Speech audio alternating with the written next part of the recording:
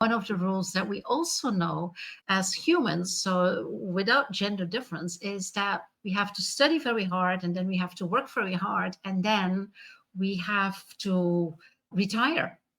And the have tos, I'm putting them like a little bit as a joke because that's not true.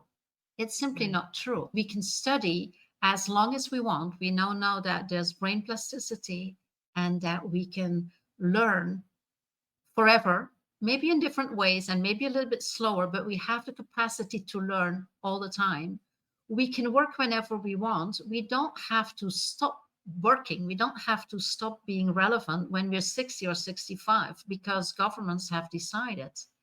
Although if you want to do that's perfectly fine also because you mentioned definition of success. What is definition of success?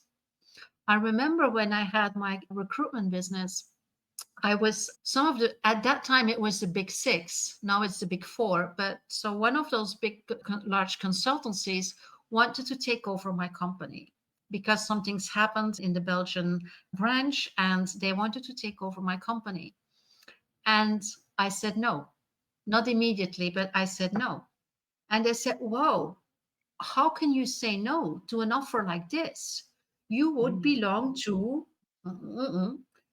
And now you're like this little small fish. How can you say no to that? How can you say no to that money? I said, because for me, it is not relevant. I started my own business when I was 25 because